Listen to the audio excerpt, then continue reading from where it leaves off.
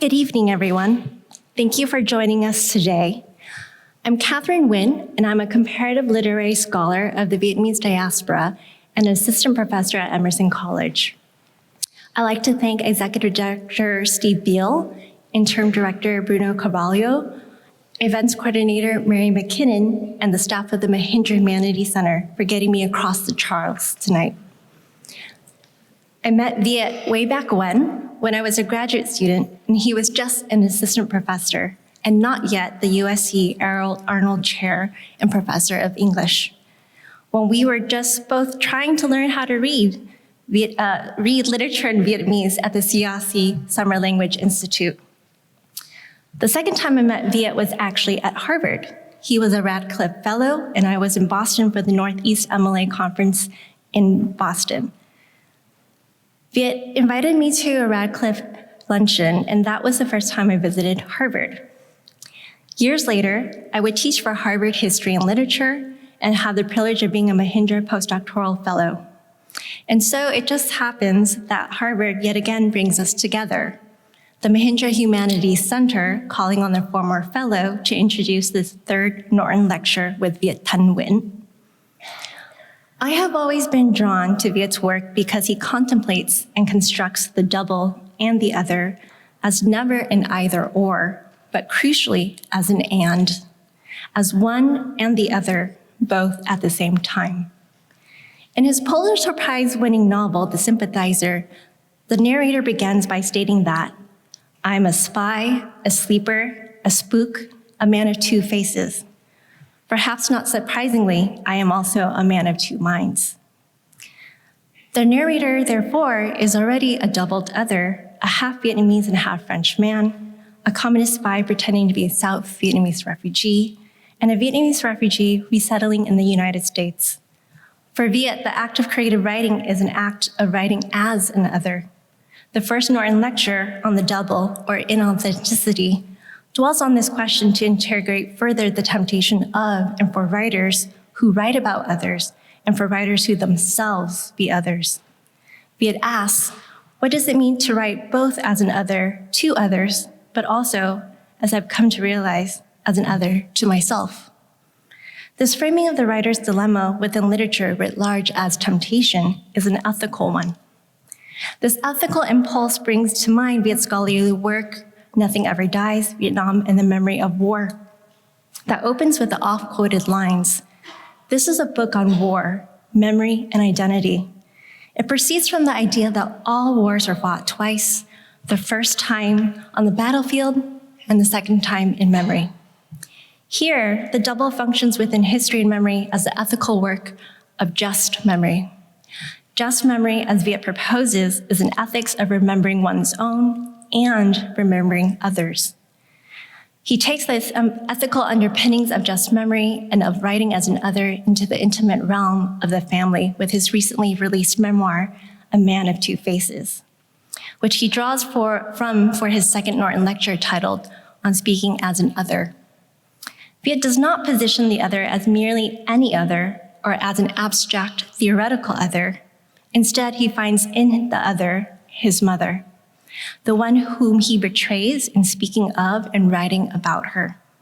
He says, if my mother was my first other, and she is also, as of now, my last other, not counting perhaps myself. This powerful engagement of memory and intimacy asks us, as the memoir's opening lines pose, when does memory begin? What memory is it that I seek? And where, on the thin border between history and memory, can I remember myself? Where will we begin, and what will we seek together with Viet in his third Norton lecture tonight? And where might we go in the ensuing conversation with Jeff Chang, cultural organizer, journalist, and author of Can't Stop, Won't Stop, A History of the Hip-Hop Generation, Who We Be, A Cultural History of Race in the Post-Civil Rights America, and We Goin' Be All Right, Notes on Race and Resegregation. I am particularly excited for today's lecture because its title, On the Death of Asian Americans, suggests a return to Viet's roots as an Asian Americanist and to his first book, the scholarly monograph, Race and Resistance, Literature and Politics in Asia America. This was my first introduction to Viet as a scholar and a writer, and the same for many of my fellow Asian Americanists present here tonight. With Race and Resistance, Viet challenges how Asian Americans must either resist or accommodate. In doing so, he rejects this binary in favor of flexible strategies of resistance and accommodation, how both are employed by Asian American authors and characters to navigate their political and ethical situations. Given the overall title of the Norton lecture series, To Save and to Destroy, on writing as an other, I wonder about and am eager to learn and to hear how Viet returns to Asian American studies and Asian American literature, and on the death of Asian Americans, how might he save and destroy us? Let's welcome Viet Thanh Nguyen to the stage.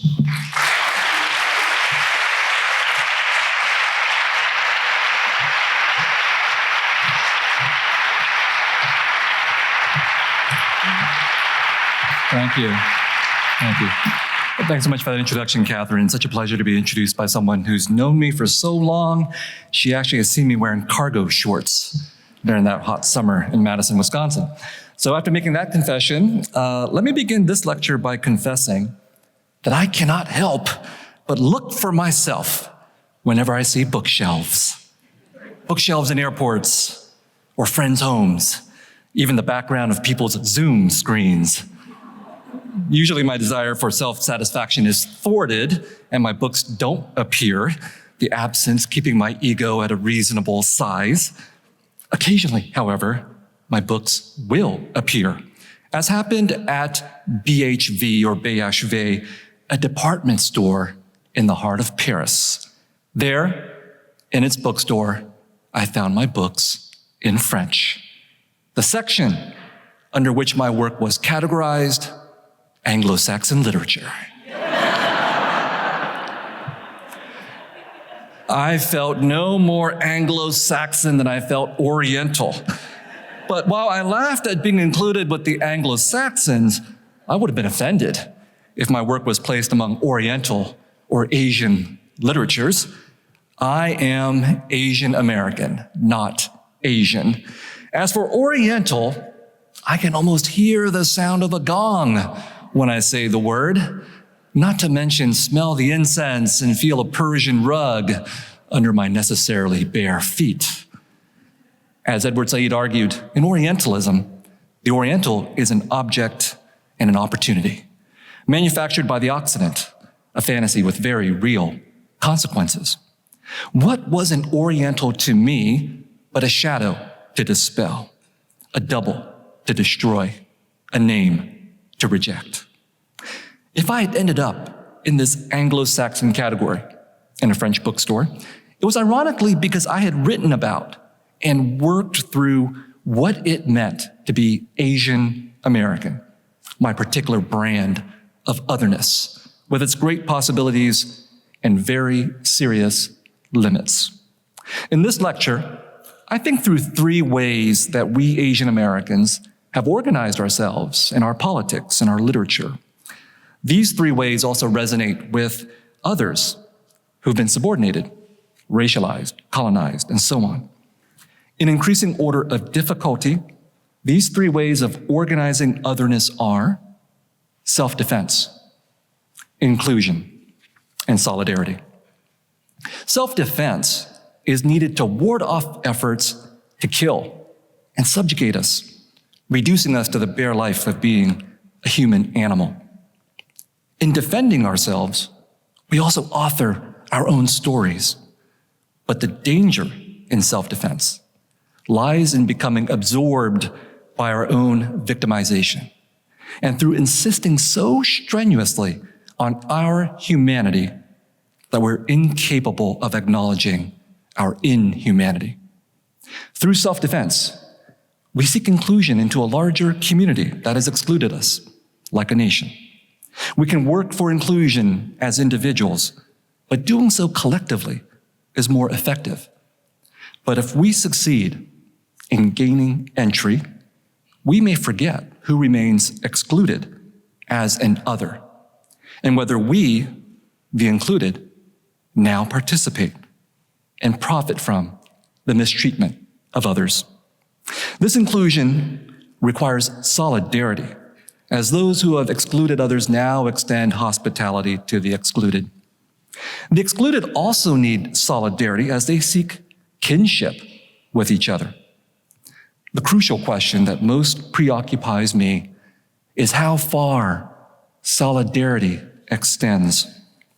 A limited solidarity, where we define selfhood narrowly, keep our circle of inclusion small, and do not contest the identity of our community, leads to the most acceptable kind of politics and art in the eyes of dominant society. An expansive solidarity, where we find kinship with unlikely others in an ever-widening circle, is much more dangerous, both to dominant society and to ourselves. These modes of self-defense, inclusion, and solidarity are all necessary, but also all double-edged. In the United States context, self-defense, inclusion, and solidarity are the methods by which others seek to become uncontestably American. For Asian Americans, becoming American included a refusal to be Orientals. Finding that name demeaning, we called ourselves Asian Americans. Naming oneself is defending oneself in the most spiritual, personal, communal way.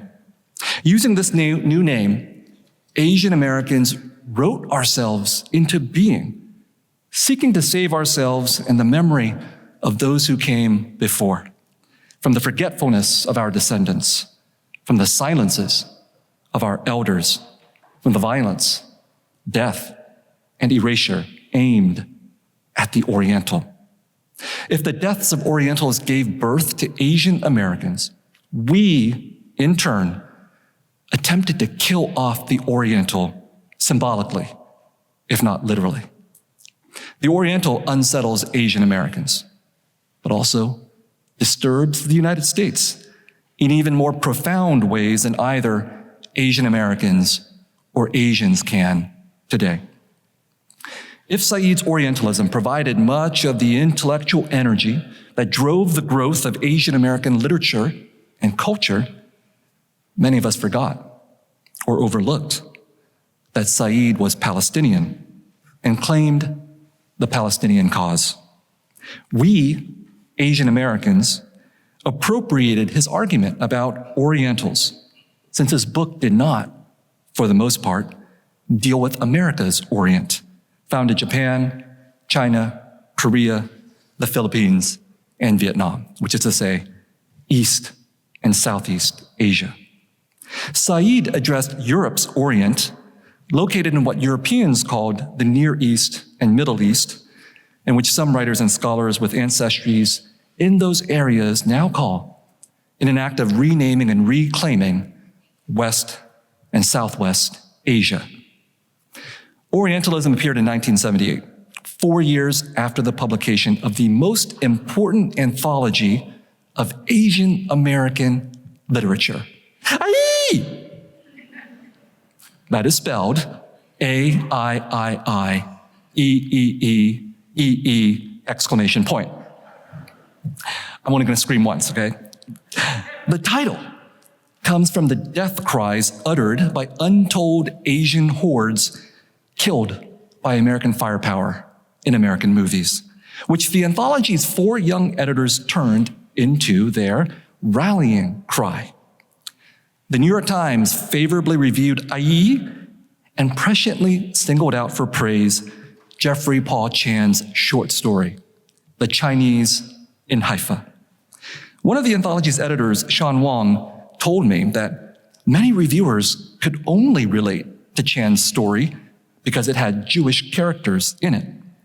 The story served as a cultural bridge to this brand new thing called Asian American literature. Despite its impact then, the story has been mostly forgotten now, possibly because it raised an issue many Asian Americans did not want to address or know how to: the significance of Israel and Palestine to Asian Americans. It's here, where Asian American literature and Jewish American representation meet over Israel and Palestine, that I will look at the workings of self-defense, inclusion, and solidarity. The protagonist of The Chinese in Haifa is Bill Wong. Wong's wife has left him, and he's about to go fishing with his neighbor, Herb Greenberg. But on that morning, Herb is upset because his mother is about to go to Haifa, the third largest city in Israel. And the news has announced, in Herb's words, that the Japs just bombed an Israeli airliner in Rome. This is based on a real attack by the Japanese Red Army in 1972 on the Lod airport near Tel Aviv, which killed 26 people, Israelis as well as Christian pilgrims from Puerto Rico. Goddamn Japs, Herb says to Bill, describing them as 3 Japanese terrorists. Perplexed, Herb asks, what in the hell do the Japs have against us? From Herb's perspective, Israel's existence is presumably based on the self-defense of Jewish people, with the Japanese Red Army attack proof of that need. Herb's plaintive question implies that Japs and Jews should have something in common, or at least nothing in antagonism. Bill, puzzled, says, Japanese, disguised as Arab guerrillas? The shift from Japs to Japanese is Bill's deliberate refusal to use such racist language. The change from Herb's terrorists to Bill's guerrillas is also intentional, as is Bill's invocation of Arab. Herb, however, ignores these shifts, as he does Bill's confusion, which stems not just from hearing that Japanese in Rome killed people bound for Israel, but also why Herb says Japs to his Chinese American friend. Herb refuses to understand his own racism and how it might muddle his belief that the Japanese have no interest in being opposed to Israel or Jewish people. Instead, Herb insists they were Japs, dressed like Japs. When I first read this story as a college student, I had never heard of Japanese attacking Israelis. And I wondered why a collection of Asian American literature would include a story about Chinese in Haifa. The anomalousness of the story, however, points directly to how Asian Americans and Jewish Americans are deviations from the norm of American society. Populations built for self-defense against an anti-Asian racism and an anti-Semitism that are embedded in the American grain. Both communities also foreground the need for inclusion. Jewish Americans have sought to become a part of the United States with great effectiveness, if not total success, given the endurance of anti-Semitism. But in 1974, not quite 2 decades after World War II's end, Herb's Americanness, relative to his Jewishness, might have felt more fragile. As for Asian Americans, we are increasingly included in the United States, but our vulnerability to symbolic and actual violence remains, as evidenced by the surge in anti-Asian racism during the pandemic and the need 50 years ago to scream in protest. The Chinese in Haifa recognizes similarities between Asian Americans and Jewish Americans, situated inside and outside of the United States and Americanness. The story moves towards a tentative solidarity between them. Herb's wife, Ethel, tells Herb's Haifa-bound mother, maybe you can find Bill a nice Jewish girl, Mama, in Haifa. Herb asks, are there Chinese in Haifa? His mother says, the Jews and the Chinese, they're the same. You know there are Jews in China. There must be Chinese in Haifa. It's all the same, even in Los Angeles. Under that note of hopefulness is a more tragic tone that marks the unspoken histories that led to these Jewish and Chinese diasporas. If Herb's unself-conscious racism mars that hopefulness, Bill responds in kind. He's been having an affair with Ethel, Herb's wife, and at the end of the story, Bill has his own racist daydream as he imagines Herb dropping off his mother at the airport. A vague collection of swarthy Japanese in mufti crowding around Herb's station wagon at the airport grew in Bill's mind's eye. Someone normally in uniform is in mufti when they wear plain clothes, but a mufti is someone with legal expertise over Islamic religious matters. Is Bill fantasizing that Herb will be killed by pro-Islamic, anti-Semitic terrorists or guerrillas? Or is Bill sympathetic to Herb, who is about to be attacked by swarthy Japanese of the kind that once inflicted terrible atrocities against the Chinese? The story comes to no conclusion as to whether the attackers are terrorists or guerrillas, and gives no prescription as to whom one should feel solidarity with or desire to be included with as Bill and Herb take their stands of self-defense. The modes of self-defense, inclusion, and solidarity overlap, contradict, and potentially confuse then and now. It's telling, for example, that Bill says Arab, but never Palestine, even though Palestinians trained the Japanese Red Army. His silence on Palestine foreshadows how Asian American consciousness will exclude Palestine, since Palestinians do not seem to be Asian.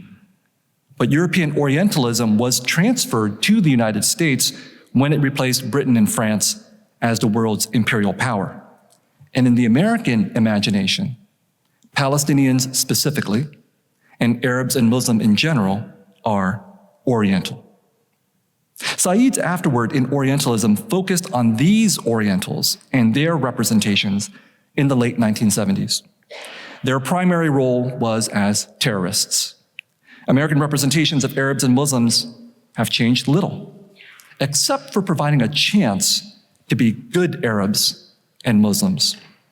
The good other is willing to die for the West, while the bad other is willing to be killed by the West. This dichotomy is central to how the Occident imagines its Orientals and the West, its Asians. This binary between good and bad others involves both anti-Asian racism and Western colonialism. In response to this racism, Asians and Orientals in the United States have assembled under the inherently incoherent name of Asian Americans. This task of self-defense is made easier if one excludes the world outside the United States and the question of colonialism. Hence, the Chinese in Haifa would have been much more comforting of a short story if the Japanese terrorists or Arab guerrillas were removed. The result would be an easier, familiar tale about America's interethnic tensions and possibilities, about how the despised can despise each other, but can learn to live together as Jewish and Chinese American neighbors, or as Asian Americans who can overlook the differences between being Chinese and Japanese. But Jeffrey Paul Chan's insistence on referencing not only Jewish Americans, but also Israelis and Arabs points to how what happens inside America's pluralistic society, often posed as a problem of race and racism, cannot be separated from war and colonialism. For those cast as others, the meanings of self-defense, inclusion, and solidarity shift depending on what occurs both inside the nation and outside of it. For Asian Americans, the outside is Asia. The fear is being associated with a particular part of Asia when that part clashes with the United States. World War II turned Japanese Americans into Japs, while today, the possibility of war with China could provoke a surge of anti-Chinese American feeling that could quickly morph into anti-Asian American feeling. This fear underlies Bill Wong's uneasiness over Herb's use of Japs. Perhaps Bill could be indiscriminately painted with that Oriental brush, as Herb might feel the same, marked by Jewishness, Israel, and the threat of violence and death. This peril also provides the most unifying experience for Asian Americans, a shared history exacerbated by our concern that most of the world does not know this record of anti-Asian violence, lynchings, massacres, and brutal expulsions when white people felt there were too many of us in too close proximity.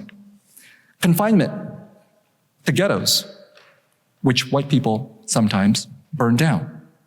Laws preventing us from owning land, obtaining citizenship, or testifying in court, even if we were the eyewitnesses to the murder of our friends by white people. Government decrees preventing us from immigrating to this country, making the Chinese the first illegal immigrants in American history. Signs saying no dogs or Filipinos allowed. Ruthless exploitation of bodies and labor, from Chinese workers building the railroad to Japanese and Filipinos toiling in the fields to Asian women laboring in sweatshops. The perpetual perception of Asian Americans as foreigners, the acceptability of anti-Asian jokes and slurs, the routine murder and rape of Asians in American movies and television, all preparing the ground for the actual killing of Asian Americans. Not least of all, America's wars in Asia, which killed millions of Asians, from the Philippine-American War of 1898 to the post-9/11 Forever War waged in Iraq, West Asia, and Afghanistan, Central Asia. The deaths of Asians and Asian Americans in the past and potentially in the future, ironically, enables the lives of Asian Americans, bringing us together in defiance. Writing literature was one of the most important ways we sought to shake off the Oriental double, defend ourselves, and fight for inclusion. We may be an American minority, but we also demand our rightful place as Americans. Asian American literature benefits from being a subset of American literature. And as American power projected itself globally, it brought Asian American literature along, so that eventually my books could stand on a shelf of Anglo-Saxon literature in Paris. My inclusion inseparable from imperialism. I was saved from being an Oriental when I encountered Asian American literature and politics in college. Discovering how I knew nothing of Asian American history and the violence done against us shocked me. I renamed myself as an Asian American, becoming an activist at 19. It was a time of great passion, great sincerity, and great self-righteousness. Some of the kinder terms applied to me were arrogant and smartass. And those were applied to me by my friends. I was motivated by a tremendous sense of conviction that Asian American literature and politics were inseparable and necessary. Through literature, we seized control of our own stories from racist narratives that stripped us of humanity and reduced us to bare life, able to be excluded or imprisoned, exploited or killed. Our literature rattled the imagination. Our movements shook society, each one clearing the way for the other. As our populations and political power grew, so did our literature from its English language origins in the late 19th century. Imagine our surprise a few years ago when the French newspaper Le Monde wrote on the success of Asian American literature in the 21st century. We had made the French say our name of our invention, Asiatiques Américains, Asian Americans. But if some of us managed to squeeze onto the great bookshelves of the West, perhaps it is because we are not apprehended at the moment as engaging in a hostile takeover. In France, those of Vietnamese descent are treated well, partly because we're perceived to work hard and seek inclusion, partly because we are not Algerian, North African, Arab, Muslim, or Black, a parallel to the United States, where Asian Americans are who we are partly because of who we are not Indigenous, not Black. In France, as in the United States, the question of solidarity looms for those of Asian descent. By identifying with other Asians of different origins, we practice a solidarity aimed for inclusion. This solidarity was once radical, as people who did not seem similar, Chinese and Japanese, for example, came together.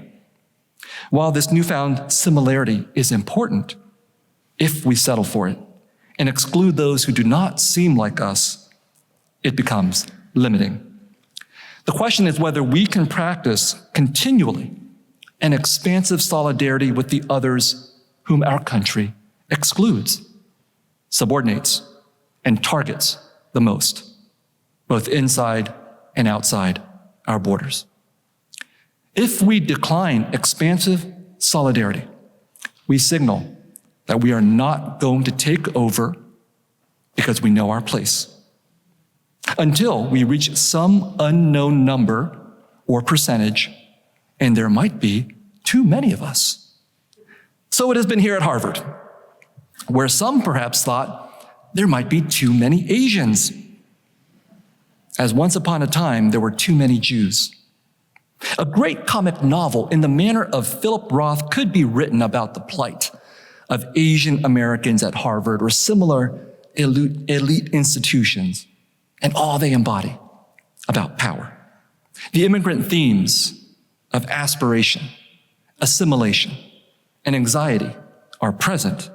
The standard dilemmas of the ethnic nouveau riche from an earlier generation of Jewish Americans to their ethnic descendants, Asian Americans. But words like ethnic and immigrant pad the hard foundations of enduring anti-Semitism, of anti-Asian racism, of racialized and colonizing capitalism, which is the reason why we Asian Americans even exist. To speak of capitalism without racism or colonialism exiles their embarrassing necessity, in the same way that some can forget how enslavement, genocide, and exploitation enriched the West. Joseph Conrad, in Heart of Darkness, described the colonizers' process of enrichment.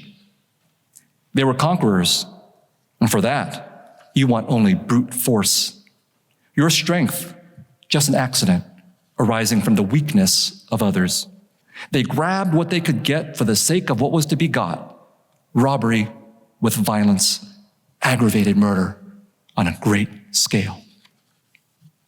This conquest of countries and people created the routes for masses of fearful and hopeful Asians to migrate to the United States and eventually, for a select few, to Harvard.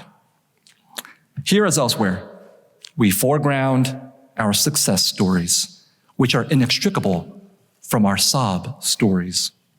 We are valedictorians, salutatorians, celebrities, influencers, actors, chefs, politicians, writers.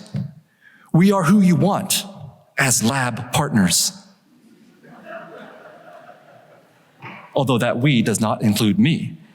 For when I took chemistry as an undergraduate in a half-hearted attempt to do pre-med, my lab partner, also Vietnamese, recognized my incompetence and refused to let me touch our lab experiments. My lab partner and I are your friendly competition. We are your doctors, radiologists, internists, optometrists, dentists, pharmacists, nurses. We take your blood pressure, give you injections, empty your bedpans. We look into each and every part of you. We tutor you in math and play your classical music. We kneel at your feet to do your pedicures. We dry clean your clothes. We introduced you to acupuncture and yoga and martial arts. But we have been so successful in these endeavors that we probably no longer teach you yoga or martial arts, since you like to teach them yourselves. We gave you an incredible array of spices, flavors, and dishes without which your lives, diets, and palates would be much blander. We design your microchips and program your code. We become the objects of your fantasies and desires. We smile and reassure you. We serve as your excuses to end affirmative action.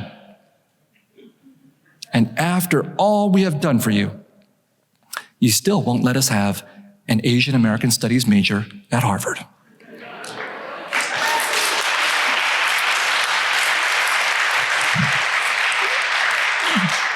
Perhaps that is because we have not accumulated enough numbers and mass, although we constantly threaten to do so. The novelist Julia Otsuka described the danger that other Americans saw in the Japanese immigrants of the early 20th century.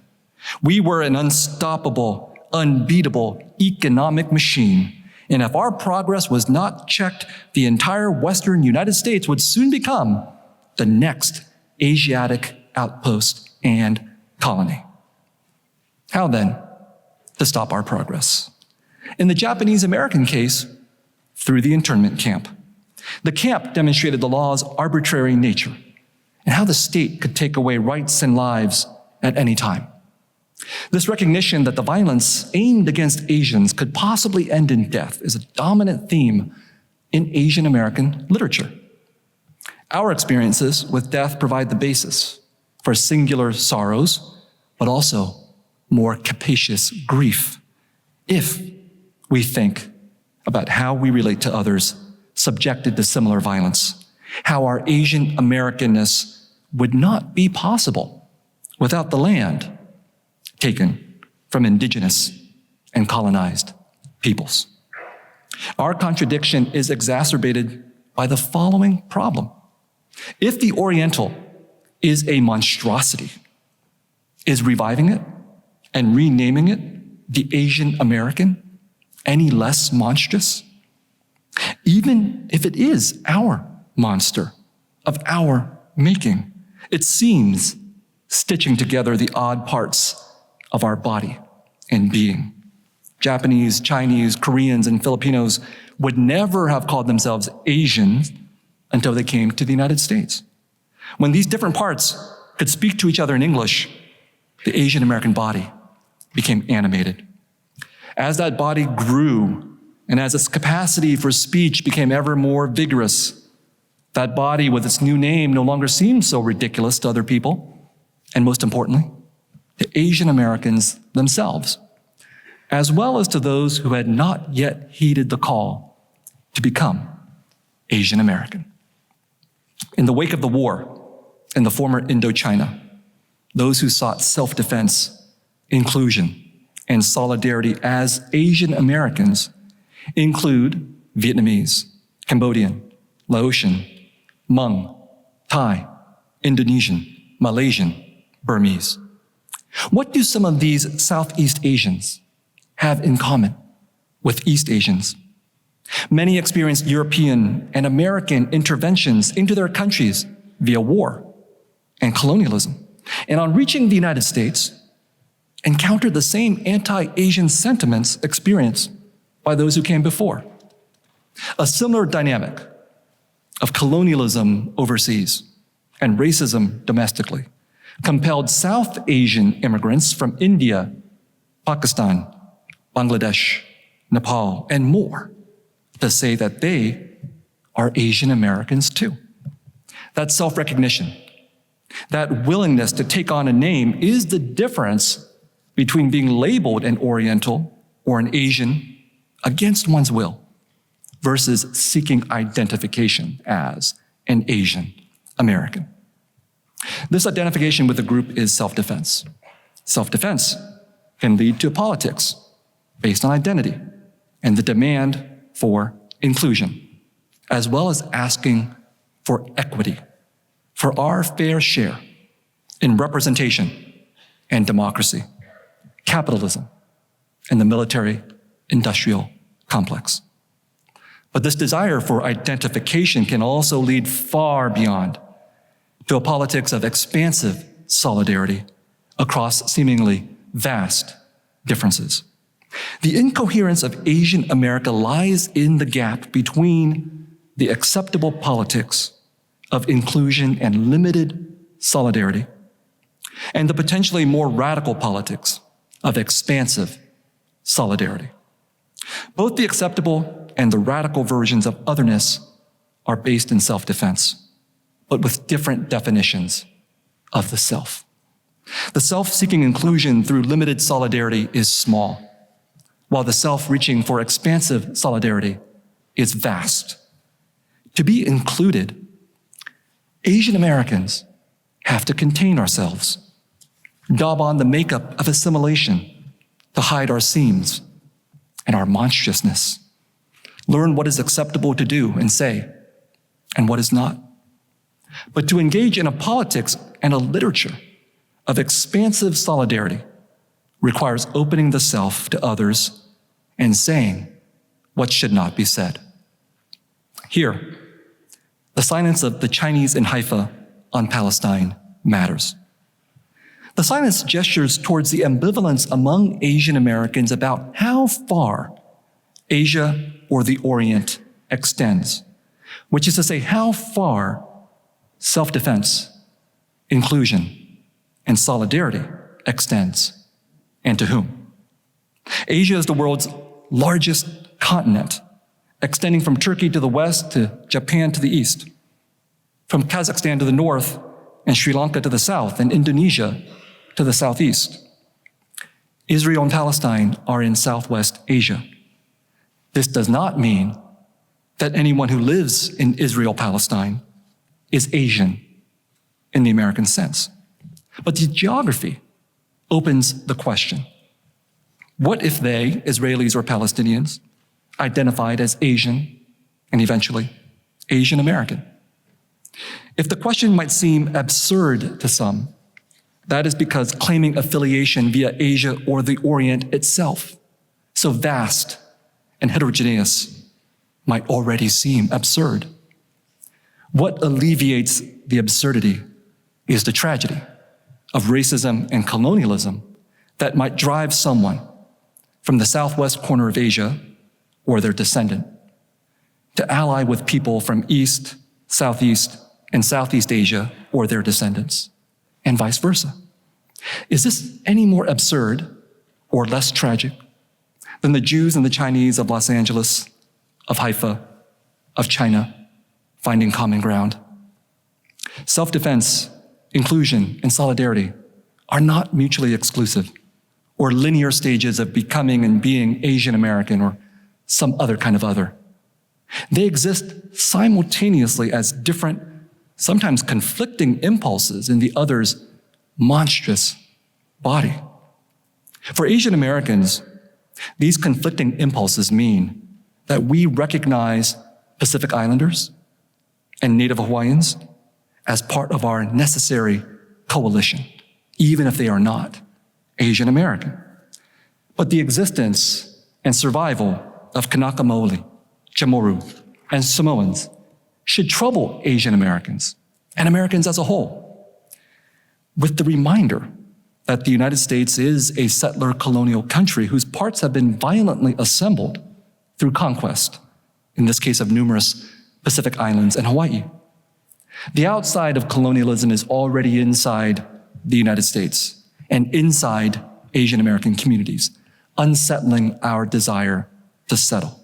For the more American we become, the more we may affirm this country's settler colonialism with our silence about how we can be citizens and colonizers at the same time. The condition of our belonging, our inclusion, is our silence on this matter. The Chinese in Haifa tentatively brings up colonization by mentioning Arab guerrillas. Guerrillas must be fighting against something, and this revolt of Arab guerrillas disrupts the anti-racist consensus that brings Asian Americans and Jewish Americans together, a unity that comes at the price of rendering Palestinians invisible and inaudible. The ultimate silencing is death, and America's support of Israel is inextricable from the deaths of Palestinians, the poet Mahmoud Darwish argues, in Memory for Forgetfulness, his memoir set during the Israeli siege and bombardment of Beirut in 1982. Darwish, the most famous of Palestinian poets, says of Palestinians that America still needs us a little, needs us to concede the legitimacy of our killing, needs us to commit suicide for her, in front of her, for her sake. Describing the Israeli shelling of Beirut, Darwish could be narrating the Israeli attack on Gaza 41 years later. I don't want to die, disfigured under the rubble. I want to be hit in the middle of the street by a shell suddenly. Given the silence around Palestine in the Chinese in Haifa, it's fitting that Darwish brings up Haifa at his memoir's end. He dwells on the symbolism of Haifa, which he calls the dove, a city from which most of the Arab population was expelled by Jewish forces in 1948. Haifa symbolizes all that was lost, so much so that one Palestinian fisherman in Darwish's telling attempts to return by stealing a boat and rowing from Beirut to Haifa. A week later, the sea brought his body back to the coast of Tyre, back to the rock where he used to gaze at the dove. In another story, Darwish asks a fellow Palestinian where he hails from. Haifa, the man says. But I wasn't born there. I was born here, in the refugee camp. To be from somewhere but not born there describes an exilic feeling that descends generationally, leading to an existence, Darwish says, in a middle region between life and death. Caught in this zone, Darwish concludes his memoir by saying, I don't see a dove. Haifa is beyond reach or sight, as is everything else a dove might symbolize. If anything might help rescue us from the sadness and despair found in Darwish's memoir, it could be expansive solidarity. I end with two writers who embrace expansive solidarity as they deal with Israel and Palestine. In Nadine Gordimer's Norton lectures, titled Writing and Being, she describes being an other in her own country, apartheid-era South Africa, a feeling of alienation, inseparable from the isolation of becoming a writer. Having rejected apartheid and her own implication in it, Gordimer criticized her white-ruled society, a stance complicated by being the daughter of European Jewish immigrants.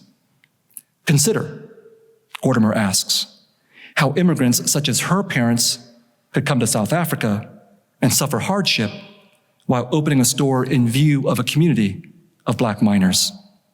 A generation later, the immigrants and their children have become upwardly mobile and moved on. But the Black miners remain where they are. The problem, Gordimer understood, was one of racism and settler colonization, both of which she and her immigrant parents profited from. Their Jewishness, less important, Gordimer thinks, than their whiteness. Gordimer invokes Amos Oz of Israel as another writer critical of his own society and his place in it. She focuses on his novel Fema, whose title character she describes as carrying both the embittered history, millennia of persecution of the Jewish people, and the embittered history of their occupation by conquest of land belonging to another people, the Palestinian Arabs. Both Gordimer and Oz, writing about 30 years ago, are depressingly still relevant now. Oz depicts Fema, an outlier among his fellow Israelis, saying, "We're the Cossacks now, and the Arabs are the victims of the pogroms." Fema continues, "Can a worthless man like me have sunk so low as to make a distinction between the intolerable killing of children and the not so intolerable killing of children?" In one charged symbolic moment, Fema comes across a cockroach in his kitchen. and raises his shoe to smash it. But looking closely at the cockroach, he was filled with awe at the precise, minute artistry of this creature, which no longer seemed abhorrent, but wonderfully perfect, a representative of a hated race. He leaves the cockroach alone. For Gordimer, the hated race, persecuted and confined, is FEMA's own. He is himself the cockroach, and so are the blacks. And at this moment in history, in the occupied territories, the Palestinians. And he himself is the hater, the persecutor, the one with the hammer, the raised shoe. Human and inhuman, victim and victimizer. We can be both in turn, or even at the same moment. Gordimer and Oz have gone past limited solidarity to expansive solidarity. From defending oneself and demanding inclusion for people like oneself, one should then be able to recognize the demands of others who are excluded or who are under attack, and from there, heed the call for solidarity. One should. That doesn't mean one can or one does. Gordimer did and published her book in 1995 on a quietly triumphal note. The struggle against apartheid had won, and she could finally claim her country as her own. For her, inclusion could only be achieved by ending apartheid and settler colonialism rather than aiding them. Otherwise, inclusion entailed an erosion of one's soul and art. Gordimer's expansive radical solidarity is actually a defense of the self, her own self, and the ethical, political, and artistic integrity needed to be a writer of her kind. I return to my own otherness. Being Asian American is not the only dimension of myself, just one aspect, born from defending myself and others like me, or seen as being like me. But my Asian Americanness matters less than my ethics, politics, and art. Together, they constitute a stubborn otherness that resists the lure of a domesticated otherness, satiated by belonging. I seize being an Asian American if and when Asian Americans cannot emerge from self-defense, inclusion, and a limited solidarity bound by race and nation in order to embrace an expansive global solidarity. For Asian Americans, defending ourselves and seeking inclusion is crucial. But what happens when we recognize that our democracy is also a settler country and an imperial country, a country that aids in the colonization and occupation of other lands? What is the worth of defending our lives if we do not seek to protect the lives of others? As for who we should feel solidarity with, the answer is simple, yet difficult. Whoever is the cockroach, whoever is the monster. Thank you.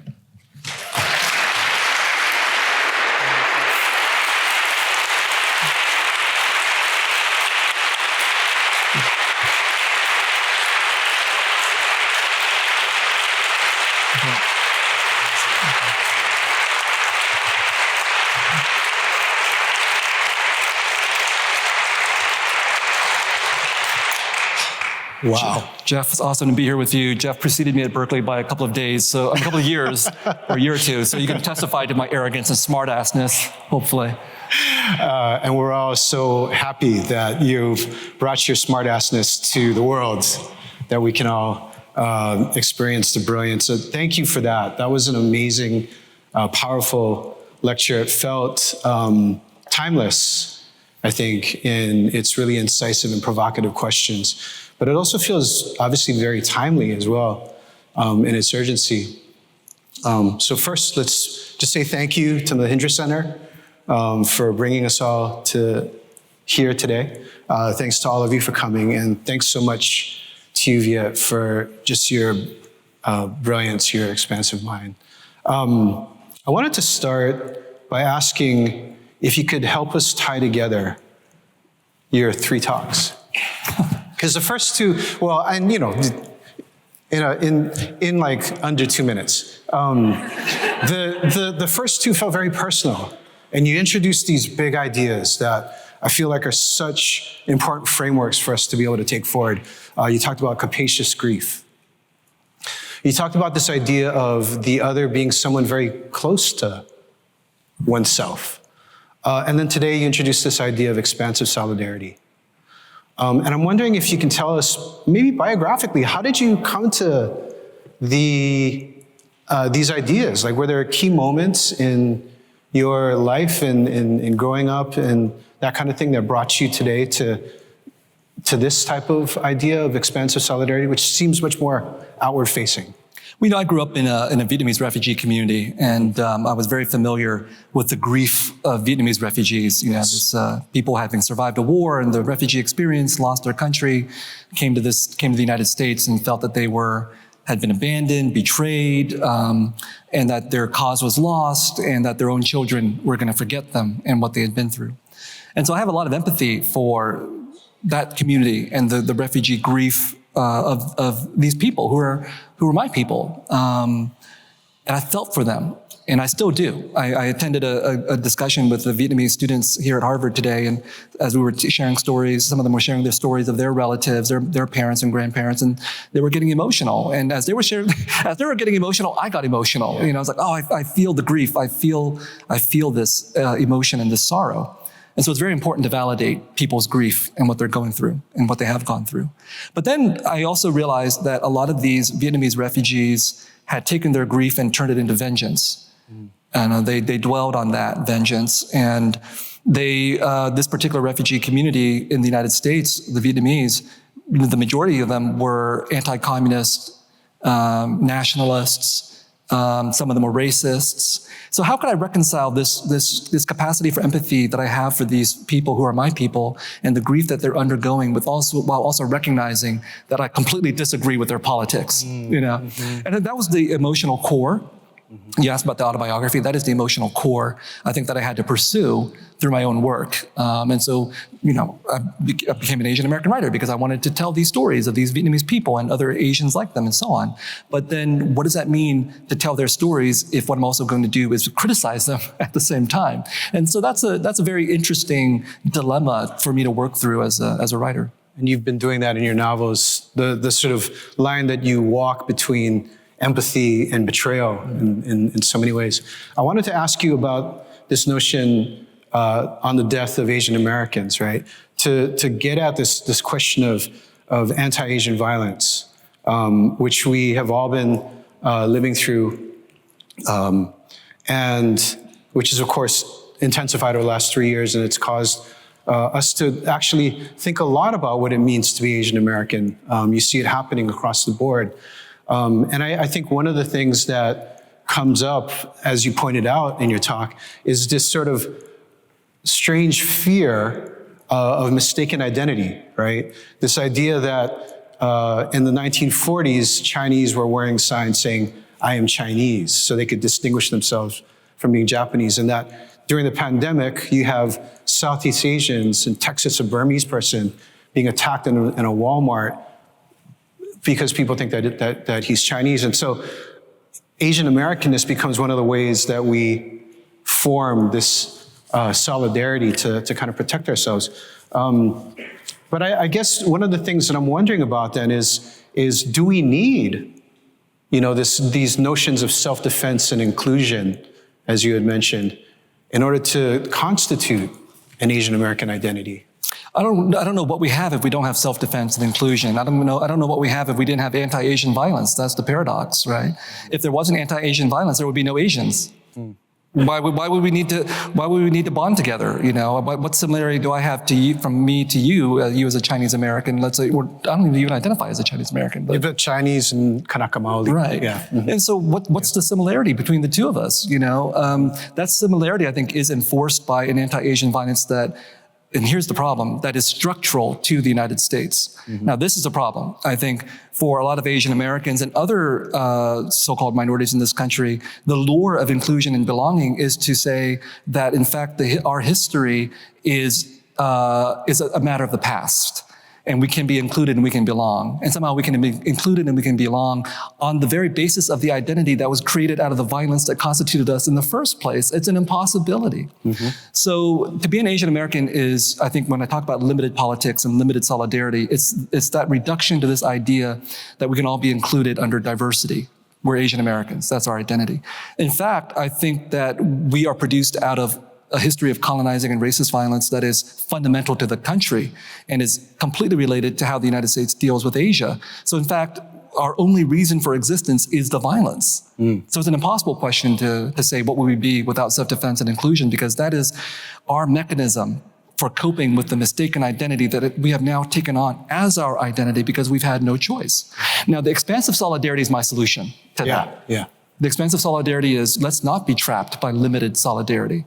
The impulses that drove us to become Asian Americans were actually expansive solidarity. Like, what does a Chinese and a Japanese and a Vietnamese have to do with each other? We hate each other in Asia, right? Or we're rivals. And so then for us, now it's because Asian American is so established, people are like, oh yeah, of course, Japanese, Chinese, Vietnamese, you're all alike, of course. No, we're not. We're not. We've only been able to build that because of expansive solidarity, but when that expansive solidarity becomes frozen as identity, then that becomes limited solidarity. And we accept we take for granted this terrible history rather than trying to contest it. So if we were to project out this idea of expansive solidarity 20 years, 25 years into the future, alongside this notion of Asian Americanness, are they compatible? No. I mean, can we imagine an Asian Americanness in 25 years that's does expansive solidarity lead us to a renewal or a revival of an Asian American identity? Well, I think the mistake we make is to argue that somehow being Asian American as an identity correlates with a kind of politics, and it doesn't. It used to. So again, we go back to this foundational moment of the late 1960s when Asian Americans named themselves. And at that point, the expansive solidarity was part and parcel of a radical politics. And I don't think we can go back to that. Right. So to go back to that is purely an act of nostalgia, because we've been the victims, so to speak, of our own success. We've become so large, so necessary as a part of the United States, that to be an Asian American now is not inherently to engage in radical politics. And that actually is a problem for those who are attached to the nostalgia of 1968. But I think for me is actually a moment of political clarity, because now we can decide, well, there are some Asian Americans who have this kind of politics and they're of limited solidarity and they're invested in diversity, equity, and inclusion. And then there are some Asian Americans who are actually interested in shedding their Asian Americanness, not because they want to be white, but because they want to have expansive solidarity with other people who may be facing conditions of oppression and exclusion. So are you arguing that in some ways the notion of Asian Americanness as it exists right now, split in so many ways, is actually something that needs to be abandoned over time, that we actually need to move on from self-defense, move on from inclusion, immerse ourselves in solidarity? What does that create for Asian Americans who are thinking about how to position themselves amidst continuing violence, amidst mistaken identity, misrecognition, as you call it? I draw a distinction between tactics and strategy. I think it's tactically necessary for us to have Asian American organizations and Asian American literature and to have representation and all that good kind of stuff. The problem is when we mistake those tactics of identity for an actual strategy. And that's when limited solidarity somehow becomes everything for us. But yes, I would argue that once we think about strategy, there comes moments when, in fact, some of us may have to abandon that Asian Americanness, because we want to have solidarity with other kinds of people. We want to expand our sense of who we can have kinship with around the questions, the political questions that matter to us. Otherwise, around the question of tactics, it's great to be Asian American now. You have BTS, you have boba, all this good stuff. It's a great time to be an Asian American. And you know what? It doesn't change anything. I mean, it doesn't change anything because all it takes is a war to blow all that stuff up, literally. Yeah. Right. And so that's when the strategic part becomes really crucial. So it's great, again, that tactically we have positioned ourselves so that we're no longer, for some people, the threatening Asian, but the Asian you want next. Okay, look, 50 years ago, Asian Americans were redlined too, in some parts of the country. Couldn't buy houses in certain neighborhoods, right? You remember Chancellor Tien of UC Berkeley, our first Asian American chancellor. He talked about how when he came as a grad student in the 50s, he couldn't buy a house in the Berkeley Hills. Right. So it's progress, yes, that now, you can buy houses in the Berkeley Hills, but structurally the same issues remain there. We've just been shifted from one part of the line to the other part of the line, but the line is still there. And I think that's where our strategic focus needs to be. I'm going to ask you, I could ask you a million more questions on this, but I'm just going to try to restrict myself to one on this, because it's really fascinating to me to think about the arc of this, right? Like that this begins as self-defense and inclusion, that there is a leap into solidarity as a way of being able to define and recover an identity that includes resistance, that also includes a transformational notion of where to take the US. I guess the question that I want to ask here is let's say you have Asian Americans who are wanting to move towards expansive solidarity, right? Does that require them to leave the past behind and then in retrospect, what value then does an Asian American who denies the name Asian American have to an expansive solidarity to others that they are trying to be in solidarity with? Well, I think in part of the contradiction of our project as Asian Americans is that we have to be focused on the abolition of our own condition as Asian Americans, right? If we become attached to Asian American identity and we say, well, that is our politics, then in fact we've completely resigned ourselves to the very history that we would reject, that history of Orientalism that has created the Oriental. And so, of course, yes, again, tactically, we have to fight back against that. But strategically, I think part of the goal is to abolish the very necessity for Asian Americans. And so this is a very long-term project because, again, being an Asian American is tied to the very foundations and origins of the country. So this is, an expansive solidarity is also an expansive politics because we have to think beyond, we have to, of course, think about how to address Asian American needs and so on, but you also have to think beyond that. The questions of injustice and inequality and so on are not purely Asian American questions. They're systemic questions of which Asian Americans are a manifestation, right? But if we focus only on the manifestation, we forget the structural part that we need to be engaged with. Let's talk about Anglo-Saxon literature. And then let's open the questions up to the audience. We have probably time for about 2 or 3 questions from the audience. Before we have to bring this home. I know we have a time limit tonight. I could talk to you all night.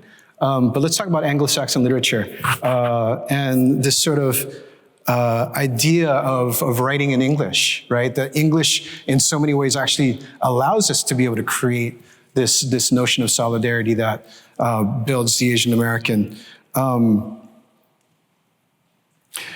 Is there, in turn, because you've talked about this expansive solidarity as being not just national, but global.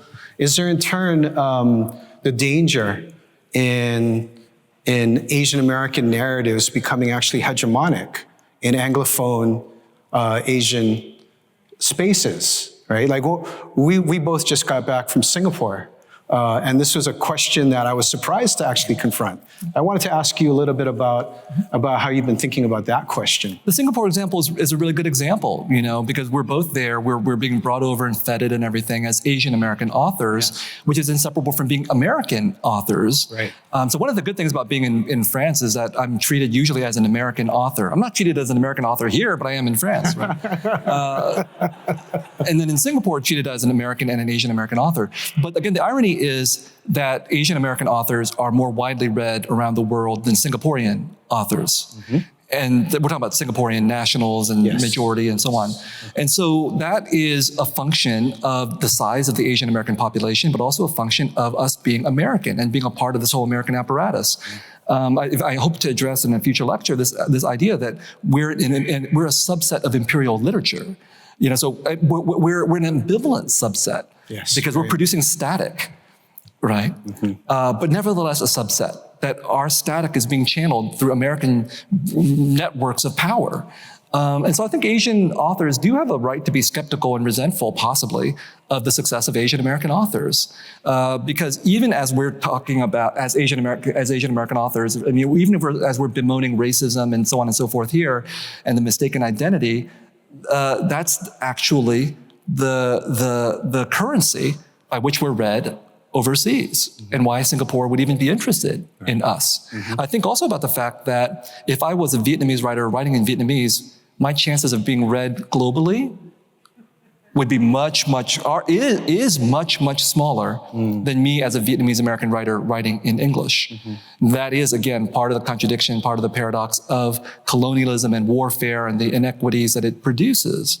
And so I'm very cognizant of this fact that the very possibility of my speech, as I think I talked about in the first lecture, is conditioned by being both the target of, but also the beneficiary of American imperialism. Okay. Okay, so I know we have folks out here with mics. If you have a question, please raise your hand, and we will recognize you. We have time for about 2 questions. We have somebody over here, and we have somebody in the front row here. Yes. Yeah. Excuse me. Thank you so much. This is, I think, one of the most important lectures I feel in Asian American Studies I've heard in a very long time, so thank you. My question is, I'm thinking about Cedric Robinson. I'm thinking about Black Marxism and the way he names a Black radical tradition and so forth. And I think there's something important about the way he names the Black radical tradition as such, right? And when we think about Asian American studies methodologies and Asian American radical thought, is there something important about naming an Asian American radical tradition as such, or do we truly need to transcend it entirely? I guess my question is whether or not Asian American positionality and Asian American history offers the kind of political potentiality that Blackness has offered the likes of Cedric Robinson and Ruthie Gilmore and so forth when we're naming a Black radical tradition. I think that specifically in terms of this discussion of Israel-Palestine, I think what's really beautiful about this talk is the way that, on the one hand, we see Asian Americans being associated as the kind of new Jews, but on the other hand, relying on the intellectual genealogy of Edward Said in Palestine, right? So we're indebted to both in this conflict. So in a lot of ways, this political choice of who to choose, who we choose to identify with, to identify with the cockroach, as it were, is also sort of a battle for the soul of Asian America with regards to, like, who do we analogize with? Like, whose narrative are we? Thanks really much. Yeah, I think that's really good. Viet, do you want to? Yeah, no, thanks. Takeo, right? I'm trying to see in the light here, Yeah. but I think it is important to name that radical tradition. I mean, we have those people in our tradition, not just the IE editors and the establishment of Asian American literature, but also, I mean, when I think about Asian American literature, every Asian American writer who was writing at some moment when no one wanted to hear them was radical, And because of the limits of the lecture, I took out all the names of all those writers, like Carlos Bulasan, like Cecil Farr, and so on. And of course, those are the writers that we who identify with this tradition identify with. And then also, Grace Lee Boggs and Yuri Kochiyama, people you've worked with or discussed. So it is important to name that tradition and to name that it exists. I'm also cognizant of the fact that that very tradition is what's being mocked by a younger generation of Asian Americans. When J. Caspian Kang's book came out, The Loneliest Americans? That's a much larger discussion I have to do separately. But I remember one of the reviews of Jay's book said, yeah, he's talking about those boomer Asian Americans. Like the 60s are over. Why are you still talking about the 60s? You're just boomers, right? And I don't totally agree with that critique, but I do think there's a way in which the radical tradition for Asian Americans has become nostalgic. And it's not that it's not important, it's that it needs to be updated. And so that pushback by some in a younger generation of Asian Americans saying, what's the relevancy of 1968? What's the relevancy of this particular stance to our current situation is, I think, asking about the limitations of an Asian American coalition that the Asian Americans themselves are not willing to address. So yes, we need to acknowledge the radical tradition, and we also need to acknowledge the very serious limits of an Asian American coalition at the same time. And as for the question of choice, who do we choose? That's why I ended with this sort of enigmatic, line. You choose the cockroach, you choose the monster. And the point is that it shifts. It shifts. So if Jewish Americans are the victims of anti-Semitism, absolutely, that's who we align with, right? But on this question of Palestine, Gaza, Israel, the war, the invasion, and so on, I feel like I had to write this lecture because I had to choose. I had to make it very, very clear that these complicated histories still require us, compel us to make a choice at certain moments. Thank you. There was a question here in the front row. And while you're walking over, do we need to clarify that we're not boomers? We're as good as boomers to the younger generation. They can't tell the difference, okay? We're not boomers. Hello. Sorry. Thank you for this vigorous and enchanting talk. And thank you for talking about France. I happen to be Le Monde correspondent. Okay. And how you are perceived in France. Also, thank you for talking about Gordimer, Amos in the same breath as Edward Said and Mahmoud Darwish. However, I would like to find out, in fact, I'm also very happy that you are opening the floor, the thoughts, the minds for a global inclusion that we rarely encounter, because identity is either here or there and you choose in between. So it's wonderful. In your view, where do we go from there? Because you're raising some really, really serious issues, and also on which side. You left your talk at the end with big question mark. What do you feel today about what's happening in Palestine?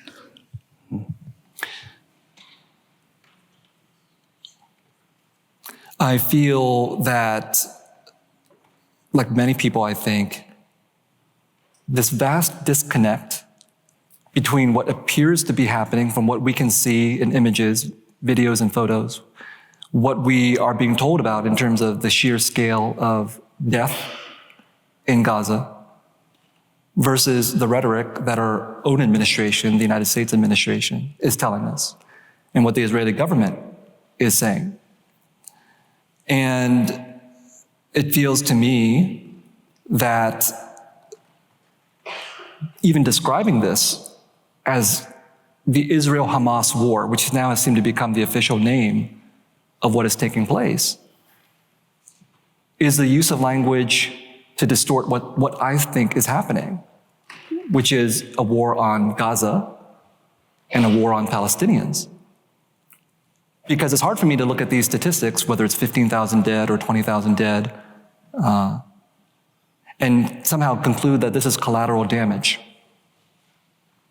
And that somehow the goal of Israel and the IDF is simply to destroy Hamas. I'm sure that's their goal. However, it appears to me that the goal is also to destroy Palestinians and the possibility of Palestine and Gaza. It looks to me like ethnic cleansing.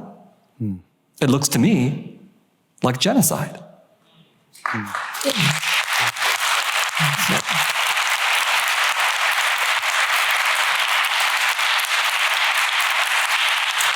I take heart from the fact that, I do think that... Why doesn't Hamas get out of the hospitals, the schools, and the UN agency? Why doesn't Hamas accept the presence of the state of Israel? many Western Asians from Iraq when they were expelled in 1948. What about those people? Absolutely. And I think that What? I'm about to try to answer the question. Yeah. I think about other kinds of wars in which similar questions could be raised. You were talking about what about these facilities? What about these fortifications? What about these militaries that are hiding among civilians? To me, that is the rhetoric of colonial warfare. You create the conditions by which it's impossible to have conventional warfare. That's the ambition. And then when the people who are colonized or occupied, depending on your rhetoric, have no option but to wage war in the example that I cited, via guerrilla warfare, then it inevitably becomes warfare on civilians. So this is not a new situation in that sense. This war of total warfare, this war of scorched earth. This is the colonizing response to anti-colonial guerrilla warfare. My thinking, obviously, is that we need to be critical of this particular kind of Israeli project. That the Israeli government and its supporters are continuing to recreate the conditions for rising anti-Israeli sentiment. And yes, that is being conflated with anti-Jewish sentiment as well. And so in fact, we should be, the United States should be using its influence to encourage Israel to de-escalate, to move to another solution besides the kinds of violence that's being enacted. Because I don't think that violence is actually going to lead to the solution that Israel is advocating for.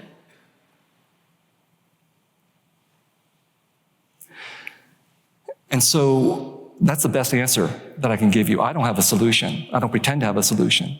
All I can see, however, is that whatever successes Israel may have on the battlefield, the consequences in terms of the perception of Israel are going to be much worse than what Israel would want. I'm going to use my Asian American privilege as the respondent here to actually ask you the last question.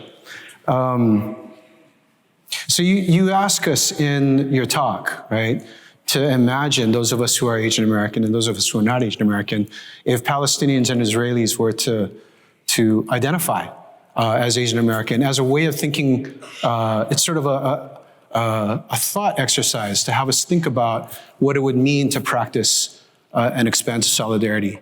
So my question is, what are some of the ways that we can practice moving towards thinking about how we develop an expansive solidarity? You know, I went and reread Said's afterword to Orientalism in preparing for this talk, and I was struck by how, as he's describing Orientalism, and he's saying, yes, Arabs and Muslims are the Orientals in the Western imagination. He also says that both Jews and Arabs are Oriental Semites in this Orientalist imagination. And he cites an example of the depiction of the Jewish in Proust, for example, that is no different than depictions of Muslims in other kinds of racist imaginations.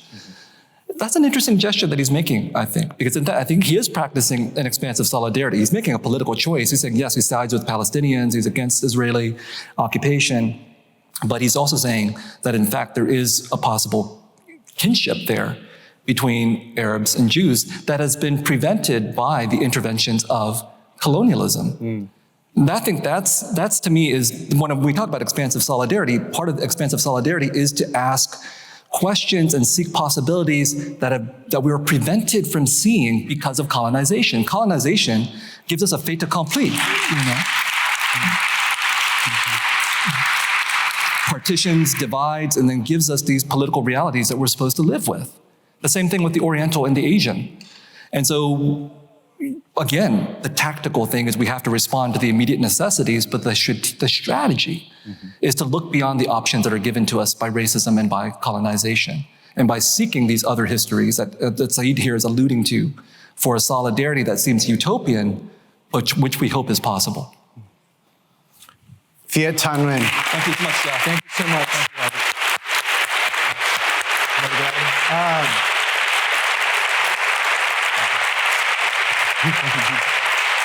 I want to say one last thing here. Thank you for joining us tonight. We hope to see you at the next Norton lecture on February 20th. Don't miss it. It's going to be amazing. Happy holidays to everybody. Thank you. Viet Thanh Nguyen.